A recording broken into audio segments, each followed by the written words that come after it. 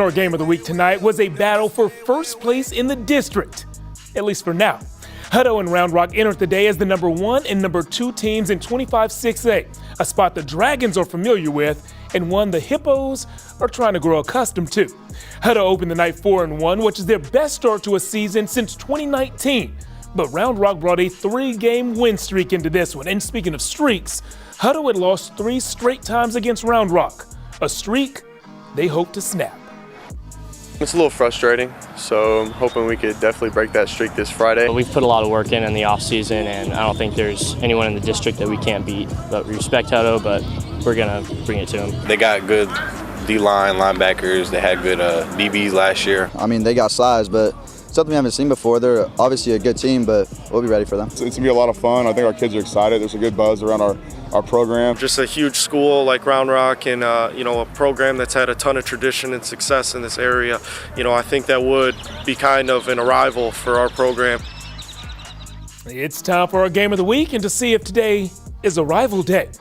Round Rock always has a strong ground game, and this year they call on Brady Cochran at the goal line. This dude's stronger than your morning coffee. The Dragons went strong on the ground, while the Hippos went finesse through the air. Caden Stefik to Jaden Fields. Somebody called Mrs. Fields. Jaden earned his cookies here. A 64-yard catch and run tied the game at 7.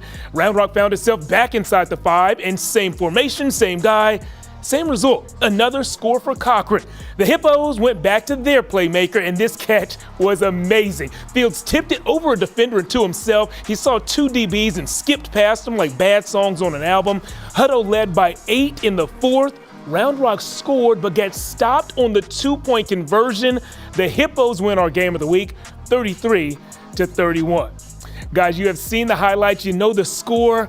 But one of my friends, Corey Mose, was there on the sidelines to really feel the drama. He had a chance to dive even deeper into this one.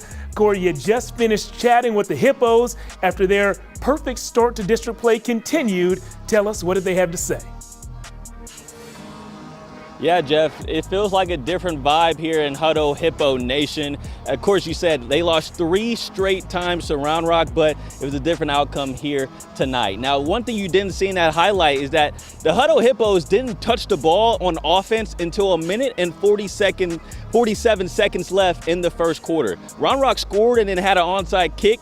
Got the onside kick and then scored again. They were down 13-0 the moment Hutto touched the football for the first time in this game. And that's what Coach Eli Reinhardt talked about after the game, about how the Hippos were so resilient to come back in this game. And then also, it's a different vibe in the sense of what this culture and what this identity of this Hippo team is. We already know the Hutto Hippos are great on offense, but it came down to the defensive side of the ball to get this dub. Of course, Daniel Berry for the Round Rock Dragons, he had a go route to get the Round Rock Dragons into the end zone and making it a 1-possession game. And then they need that 2-point conversion, like you mentioned, Jeff.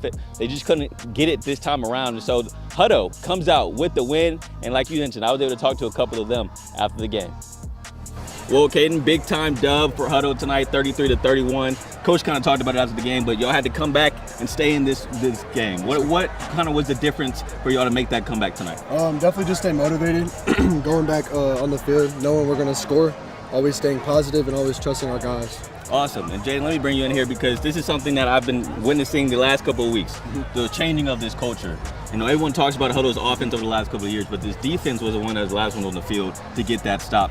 How has this kind of changed throughout these last couple of weeks for this identity of this team? Well, the first couple of games, our defense, they had some stops, offense was moving, but now offense is moving, defense is still making stops, and it's just big. Coach Holmes doing a great job calling plays, trusting his guys to man up on their guys, and just best on best, and we're better. Yeah, and Coach, let me bring you in here now because you said something after the game that really stood out to me. You said you got to change the mindset now. You're at the top of this district, and now you got to be thinking gold ball.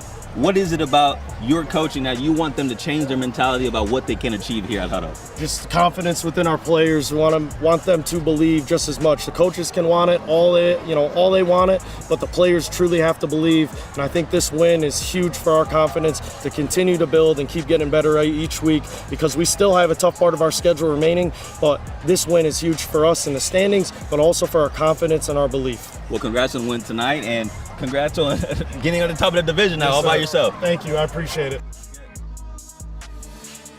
Now, you heard Coach talk about the confidence in his squad now, and you saw it in the play calling today. I joked around with Coach Reinhardt about how I didn't know if I was watching the Hutto Hippos or the Detroit Lions, because it felt like they went on every single 4th down. But that just shows the confidence that Coach has in these players, and now you got to see the results on the field tonight. Hutto's on top of the district standings, and that's something that they got to get accustomed to, Jeff.